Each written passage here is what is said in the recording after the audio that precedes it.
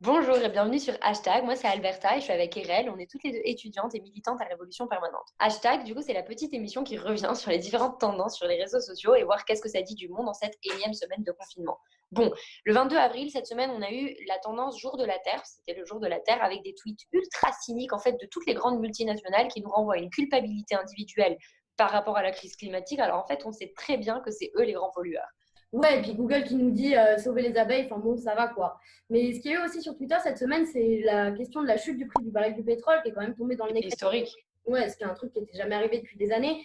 Et du coup, il y a eu pas mal de blagues vis-à-vis de ce truc-là, en mode oh, j'ai 50 centimes dans la poche, je vais acheter un chewing-gum ou un baril de pétrole.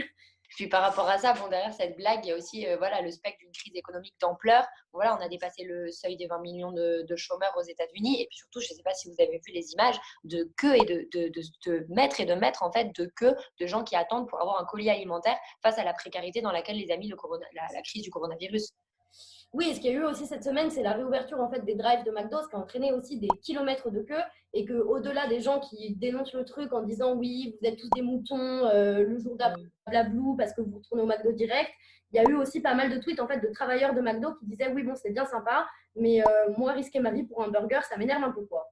Et puis au-delà de culpabiliser le mec qui allait chercher son Big Mac, c'est vrai qu'en fait, là, quand on a appris hier qu'en fait, le McDo a gardé des restaurants ouverts pendant la pandémie, c'est scandaleux. Et puis surtout, ce qu'on apprend, c'est qu'en fait, pour retourner, pour réouvrir les drives, etc., ça s'est pas fait gentiment, quoi. McDo, c'est du chantage qu'ils ont fait. C'est soit tu retournes travailler la boule au ventre avec aucune condition sanitaire, soit on te licencie. Et face à ça, il faut réaffirmer qu'il faut exiger zéro licenciement pendant cette crise du coronavirus parce que c'est pas à nous de payer la crise. Et toute cette jeunesse, en fait, précaire qui est très présente dans les McDo, on a tous un pote qui travaille à McDo et on est la jeunesse, elle est ultra représentée dans tous les jobs précaires, caissières, etc. C'est aussi cette jeunesse qui s'est mobilisée du coup lors de la campagne Honte Unie France. Oui, cette campagne, en fait, elle a été lancée en réaction aux directions de l'université qui cherchent à maintenir les examens coûte que coûte, alors qu'en vérité, on est dans une situation de pandémie et qu'il y a plein d'étudiants, que ce soit parce qu'ils continuent de taffer et qu'ils ont vu leurs heures doubler, que ce soit qu'ils se soient retrouvés sans revenus, qu'ils soient confinés dans un 9 mètres carrés. Enfin bref, il y a 1000 situations qui montrent qu'en fait, les étudiants, ils ne peuvent pas passer leur examen dans ces conditions et qu'à partir de ça, c'est nécessaire aussi de revendiquer l'annulation de tous les examens et la validation automatique des semestres.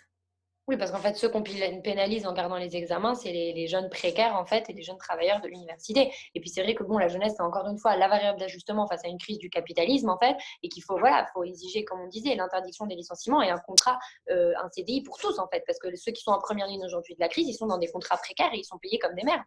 Et puis, je pense que, voilà, cette université à deux vitesses qui a été pas mal dénoncée, elle montre aussi un confinement à deux vitesses, parce qu'au lieu, en fait, d'avoir des tests, des masques et une réponse sanitaire à la hauteur de la crise, on a un confinement autoritaire et répressif. Et en fait, la question qui était le plus au centre cette semaine sur les réseaux sociaux, ça a été la question des violences policières. Et ça a commencé lundi à Villeneuve-la-Garenne avec Mouldy qui s'est fait grièvement blessé par la BAC. Et ça, Non, puis il y a eu 5 morts pour cause de contrôle dans la semaine. c'est hallucinant. Et en fait, à partir de ça, il y a eu des révoltes en fait, qui se sont déclenchées dans plusieurs quartiers de France pour en fait s'ériger contre l'impunité de la police qui continue de s'exercer encore plus à travers le confinement autoritaire, quoi. Non, et puis surtout, il faut parler de tout le soutien qu'il peut y avoir face à cette impunité de la police et en fait face aux violences policières, parce que comme tu le disais, l'impunité, elle date pas d'hier. Mais par contre, en fait, le fait que, par exemple, la CGT RATP Flandre, elle fasse un communiqué et qu'elle dise la police qui réprime aujourd'hui dans les quartiers, c'est la même police qui nous réprimait sur les piquets, en fait, pendant la grève de décembre, c'est très fort et ça montre, en fait, un début d'unité. Une autre expression de ce soutien, ça a été aussi la tribune qui a été signée par la CGT, le NPA, le Comité Vérité et Justice pour Adama, et qui en fait montre que la colère qui s'exprime là dans les quartiers, elle est légitime.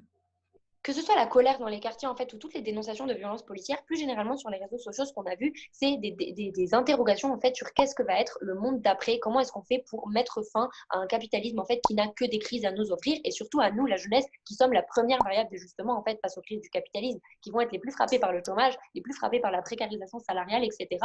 Et voilà, nous, on pense, en fait, que le monde d'après, il se prépare dès maintenant.